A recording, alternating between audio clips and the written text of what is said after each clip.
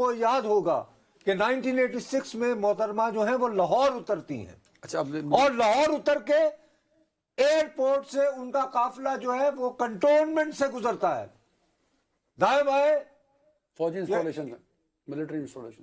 ٹھیک ہے جی, اور وہاں ایک گملہ بھی نہیں ٹوٹتا.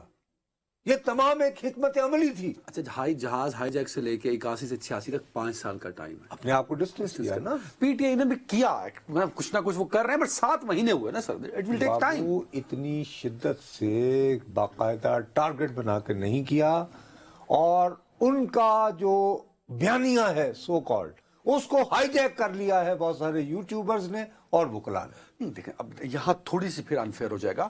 وہ یار ایک سیاست دان کو پتا ہے کہ کسی بھی ملک میں سیاست اسٹیبلشمنٹ کے ٹکراؤ کے ساتھ نہیں چل سکتی.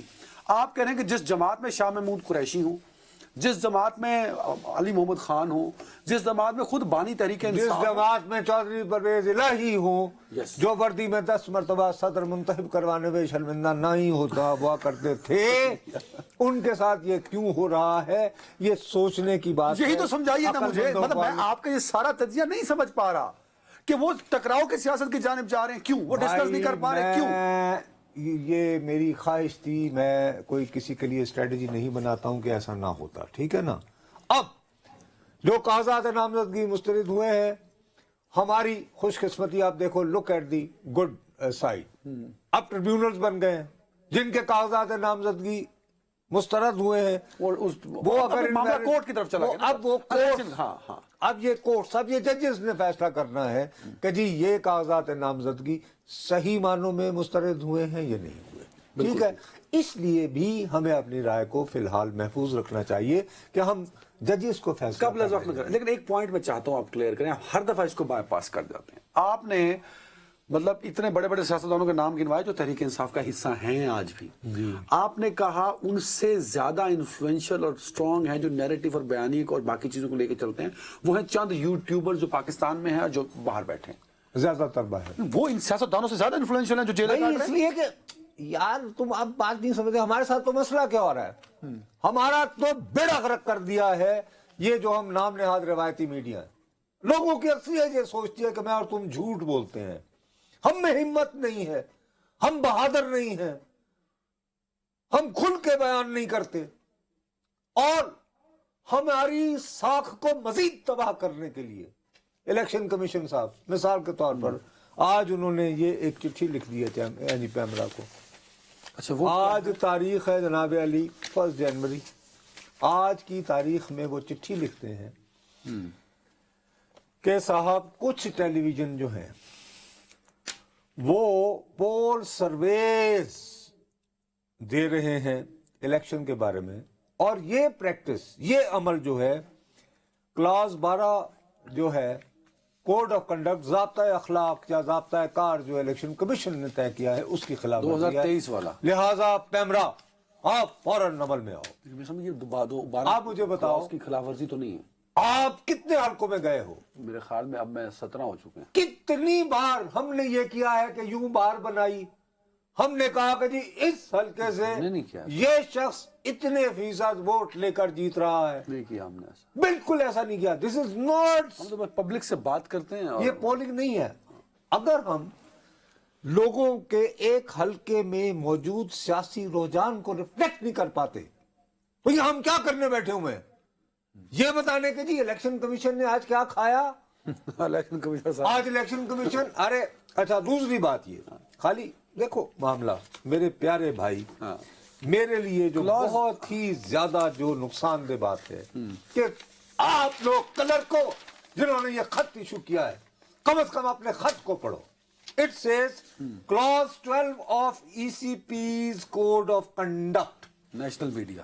ٹھیک ہے جی, اب جناب یہ ہے کوڈ آف کنڈکٹ.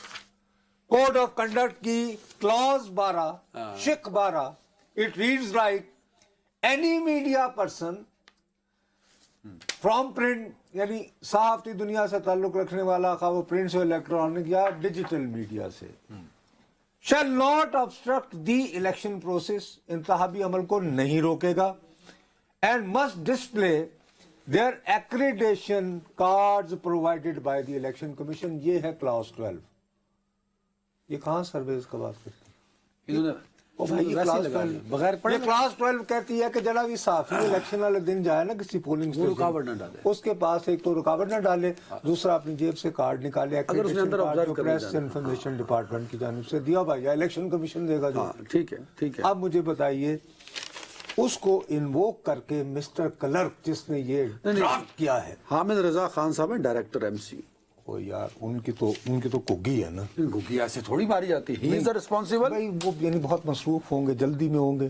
او بھائی دیکھ تو لو کہ یہ ہے، اگر دس از بھائی یہ کلاس 12 نہیں آپ ٹھیک کہہ رہے ہیں، any media person from print. میرا ماننا یہ ہے کہ الیکشن کمیشنر اتنا ریسپانسبل نہیں ہو سکتا۔ ابھی 14 میں کلاس 14 کیا کہتی ہے؟ شک 14 during coverage of polling process.